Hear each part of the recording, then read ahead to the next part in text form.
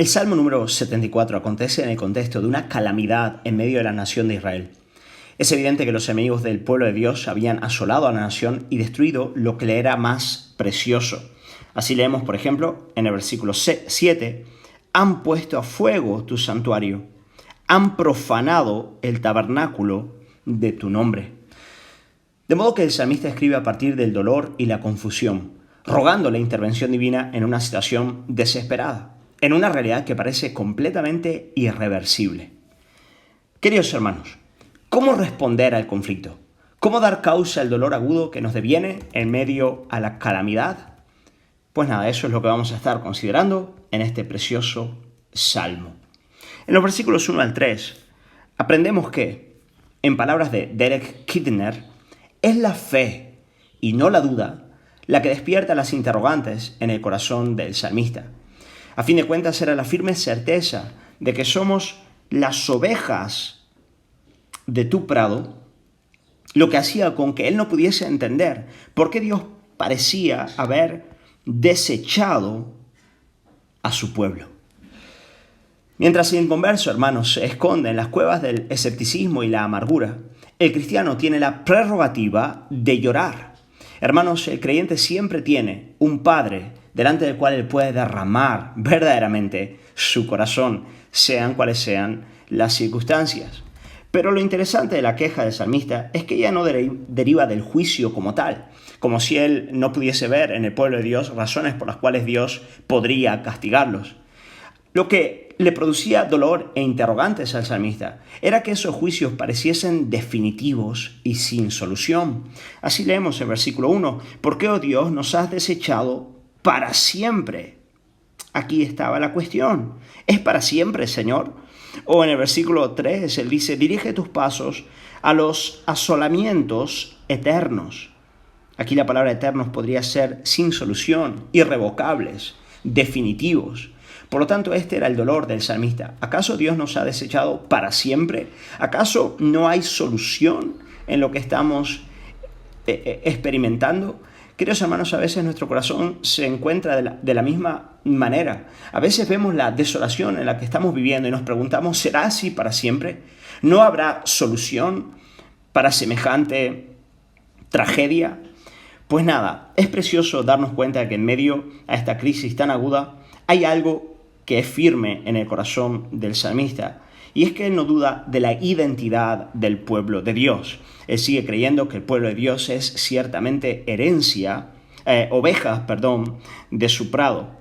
Y hay dos elementos centrales en la identidad del pueblo de Dios que no cambian, sean cuales sean las circunstancias, por difíciles que sean las tragedias que estén experimentando, por amplias, duras que sean. La primera de ellas, las ovejas del prado de Dios, son aquellos que Él ha redimido. Así leemos en el versículo 2, acuérdate de tu congregación, la que adquiriste desde tiempos antiguos, la que redimiste. Y en segundo lugar, este pueblo que Él redimió, que Él compró, es su herencia. Su herencia ha sido adquirido por Él. Por lo tanto, queridos hermanos, el pueblo de Dios es aquel pueblo que ha sido redimido por Dios y que ha sido adquirido como su herencia. Y eso no hay calamidad que cambie. Bendito sea el nombre del Señor a causa de la obra de Cristo. Nosotros podemos estar seguros de que somos de Dios. Vivamos lo que tengamos que vivir, pasemos por lo que tengamos que pasar. Ahora bien, en los versículos 4 al 8, el salmista nos va a detallar, nos va a dar detalle de las angustias y los sufrimientos que estaba experimentando la nación de Israel. Por ejemplo, en el versículo 4, él nos dice que sus enemigos se levantaban con bramidos furiosos. Tus enemigos vociferan. En medio de tus asambleas han puesto divisas por señales. En el día de hoy también nosotros vemos que muchos se levantan con furia delante del pueblo de Dios. Actúan con violencia, como bestias alrededor de la iglesia. Versículos 5 y 6. Se parecen a los que levantan el hacha en medio del tupido bosque, y ahora con hachas y martillos han quebrado todas sus entalladuras. Por lo tanto, aquí vemos la agresividad con la cual los enemigos se levantan en contra del pueblo de Dios. Queridos hermanos, cuando estamos viviendo esas realidades, lo más duro y lo más duro para el salmista no era ni siquiera el antagonismo de sus enemigos, sino el aparente silencio de Dios en medio a toda esa realidad. Eso es lo que encontramos de manera especial en los versículos 9 al 11. Leemos: no vemos ya nuestras señales, no hay más profeta, ni entre nosotros hay quien sepa. ¿Hasta cuándo? ¿Hasta cuándo Dios nos afrentará el angustiador? ¿Ha de blasfemar el enemigo perpetuamente tu nombre? ¿Por qué retraes tu mano? ¿Por qué escondes tu diestra en tu seno? Queridos hermanos, como iglesia nosotros podemos experimentar firmes todo tipo de adversidades que vengan en contra de nuestras vidas. Pero cuando no oímos la voz del Altísimo, cuando aparentemente Dios ha quitado su mano de gracia y su presencia en nuestras vidas, y su voz se acalla en nuestros corazones, oh hermanos, no hay nada más difícil, no hay prueba más difícil que la que aquí el salmista propone.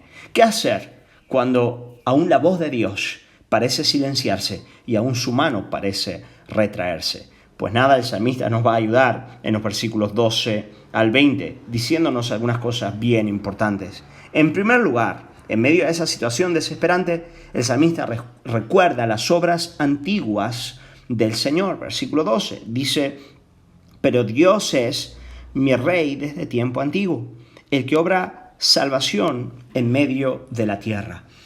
Querido, cuando en un momento determinado tú no oyes la voz del Señor, la Biblia parece estar cerrada delante de ti y su presencia parece ausentarse. Recuerda lo que Él ha hecho por ti. Recuerda tiempos antiguos. Trae a memoria su fidelidad desde los días pasados. Eso es lo primero. En segundo lugar, el salmista confiesa el poder de Dios y su señorío. Versículos 13 al 17. Él dice: dividiste el mar con tu poder. Quebrantaste la cabeza de monstruos en las aguas, magullaste las cabezas del leviatán y lo diste por comida a los moradores del desierto. Abriste la fuente y el río, secaste ríos impetuosos. Tuyo es el día, tuya también es la noche. Tú estableciste la luna y el sol. Tú fijaste todos los términos de la tierra, el verano y el invierno, tú los formaste. Queridos hermanos, cuando estás en medio de esas circunstancias, recuerda que Dios es esa roca soberana que siempre en todas las cosas está cumpliendo con su poder, su voluntad. Recuerda la categoría de Dios que tienes. Y finalmente es interesante ver lo que el salmista hace en los versículos 18, versículo 20. El salmista finalmente va a rogar para que Dios vindique su propio nombre en la salvación de su pueblo. Él dice: acuérdate de esto, que el enemigo ha afrentado a Jehová, y pueblo insensato ha blasfemado tu nombre. Versículo 20 dice: mira al pacto, porque los lugares tenebrosos de la tierra están llenos de habitaciones de violencia. Queridos hermanos, es tan profunda la relación de Dios con su pueblo que la afrenta en contra de su pueblo es una afrenta en contra de Dios y en contra de su nombre. Por lo tanto, cuando el salmista ora al Señor para que Él cumpla su voluntad, salve a su pueblo y vindique a su propio pueblo, Él está pidiendo que Dios vindique su propio nombre y su propia gloria. Por lo tanto, siempre que ores por tu propia vida, por la iglesia, por el avance al reino, dile: Señor, vindica tu nombre, recuerda tu pacto, glorifica tu nombre en medio de tu iglesia. Qué bueno es poder orar de esa manera.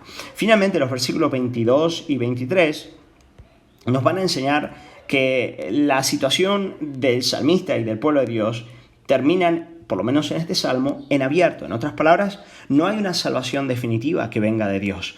Él termina clamando al Señor, que el Señor abogue su causa, que Él no olvide las voces de sus enemigos y de los que contiendan en contra de Él.